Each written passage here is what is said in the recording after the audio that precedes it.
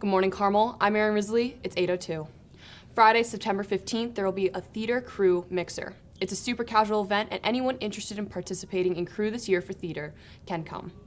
Students can meet the new staff and ask any questions and get information about upcoming dates and what to expect. Come as you are and bring your questions at 3:30 in the theater classroom on Friday. On Thursday, September 14th, the cafeteria will be open for students in the morning, but with limited breakfast offerings. The grandparents and special friends breakfast will occur in the cafeteria on Thursday before school. Students not participating are still welcome to a limited selection of breakfast items.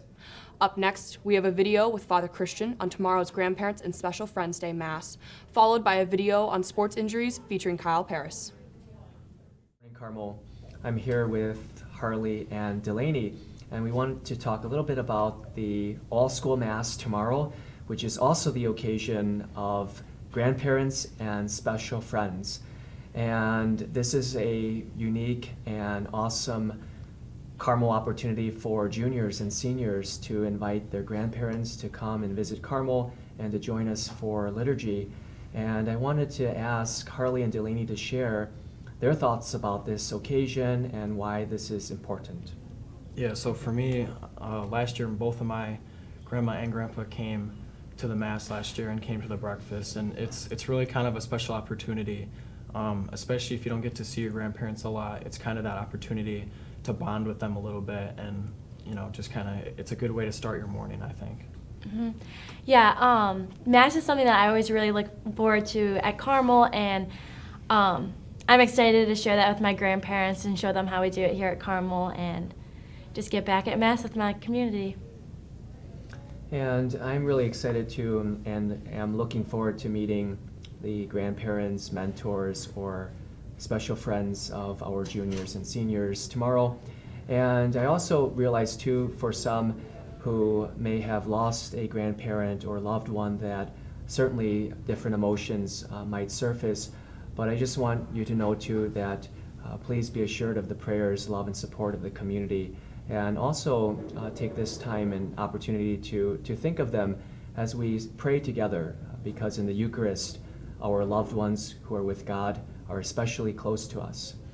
And so now maybe Harley and Delaney, could you share any final remarks with our student body? Yeah, all juniors and seniors, I would definitely encourage you guys to invite your grandparents and special friends to come to the Mass.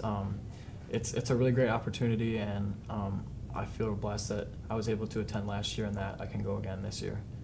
Yeah, along with going what Harley said, just invite family members, friends, anyone that you want, and also try to get involved in Mass, being an EM, which is a Eucharistic minister, or altar serving for Father, along with reading, anything you could do, or just coming to help set up early before school.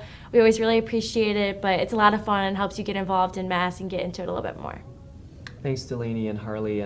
And just to close with what Delaney mentioned too, getting involved and participating, that really does resonate with what Mr. Huther has been speaking about in advisory, core of a Corsair, and particularly those values of enthusiasm, reverence, mission, leadership.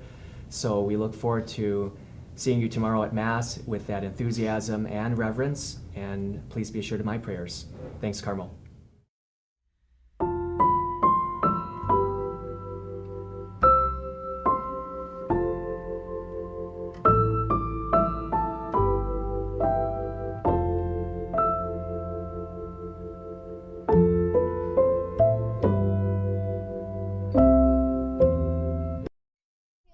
For CDN News, and I'm here with Kyle Paris, who was injured last year and has now come back to the cross-country team.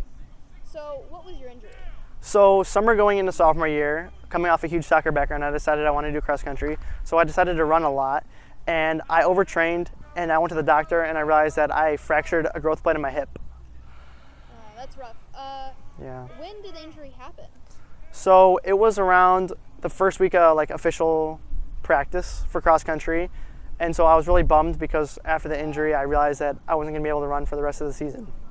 What was the process to recover from that injury and then join the cross-country team this year?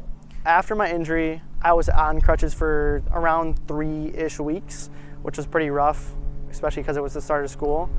And after that, it was around 12 weeks of physical therapy, and after that was around 4 to 5 weeks of physical therapy while I could run. But I didn't have a base, and it took about 3 months to build that base back up for track season. Did you miss cross country? Yeah, I mean, going to all the meets and stuff was pretty rough considering the fact that I couldn't run. But I was still hopeful for the next season, and after all the training over the summer I did this coming months, I'm really excited to compete in more meets for Carmel. What was it like joining back cross country again?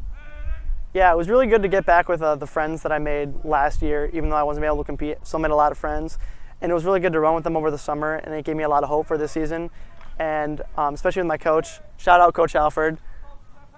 He really helped me grow over the summer, and it really just has me in a positive mindset for the upcoming season and all the meets.